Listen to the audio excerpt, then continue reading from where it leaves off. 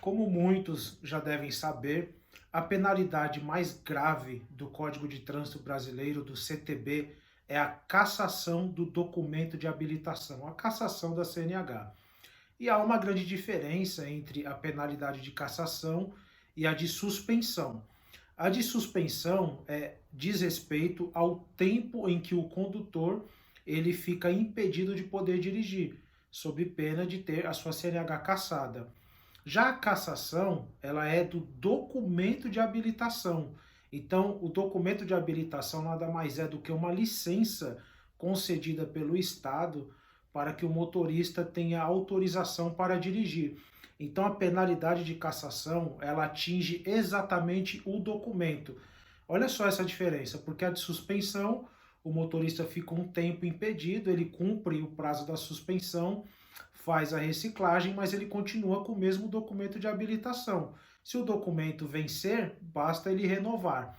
Já a cassação, não. O Estado retira a sua habilitação, retira essa licença, porque é o documento que é cassado, e além disso, após a penalidade da cassação, o motorista ele vai ficar 2 anos sem poder dirigir. Eu vou ler aqui alguns textos e o tema que eu quero trazer hoje é sobre os 4 tipos de penalidade de cassação que tem no Código de Trânsito. E isso está lá disposto no artigo 263 do CTB. Vou fazer aqui a leitura. Olha o que diz aqui o texto de lei, artigo 263. A cassação do documento de habilitação dar-se-á, inciso 1, quando suspenso o direito de dirigir, o infrator conduzir qualquer veículo. Então, essa aqui é a primeira modalidade de cassação de CNH. O motorista está cumprindo um período de suspensão, ele não pode tomar multa nesse período e a partir do momento que há o registro de uma infração de trânsito nesse período que ele está cumprindo suspensão, ele já corre aqui o risco de ter a sua habilitação cassada. Essa é a modalidade mais conhecida e também aquela que mais ocorre na prática. A maioria das penalidades, a grande maioria das penalidades de cassação Brasil afora é exatamente nessa modalidade aqui. Condutor cumprindo suspensão acaba cometendo infração ou tem o registro de infração no seu prontuário, já vai responder aqui um processo de cassação e pode correr esse risco de ter o seu documento de habilitação cassado, tá bom? Inciso 2. No caso de reincidência no prazo de 12 meses das infrações previstas no inciso 3 do artigo 162 e nos artigos 163, 164, 165, 173, 174 e 175 do Código de Trânsito. Então, veja bem, essa segunda modalidade tem aqui essas infrações, né, esses tipos de infrações aqui previstas no inciso 2, e esses tipos de infrações, eles não admitem a sua recorrência no prazo de 12 meses. Então, a partir do momento que há reincidência no cometimento desses tipos aqui de infrações, o motorista ele já corre o risco de ter a sua CNH cassada.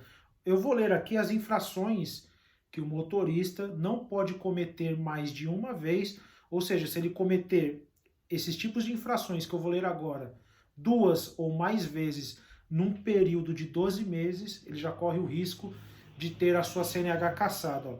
Artigo 162, inciso 3.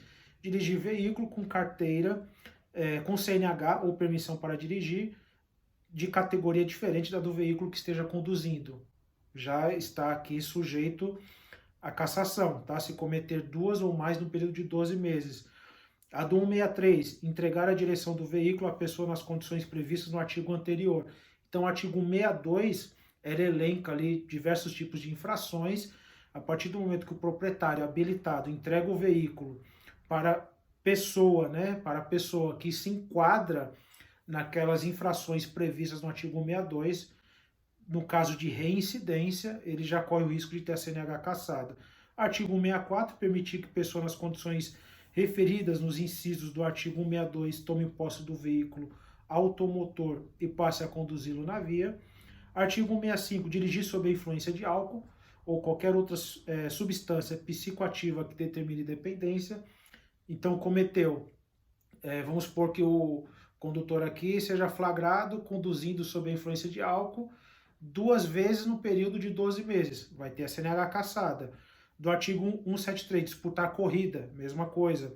Artigo 174, promover na via competição, eventos organizados, exibição e demonstração de perícia em manobra de veículo ou deles participar como condutor sem permissão da autoridade de trânsito com circunscrição sobre a via. Mesma regra, cometeu 2 vezes ou mais esse tipo de infração em 12 meses, CNH cassada. E a última, artigo 175, utilizar-se de veículo para demonstrar ou exibir manobra perigosa mediante arrancada brusca, derrapagem ou frenagem com deslizamento ou arrastamento de pneus.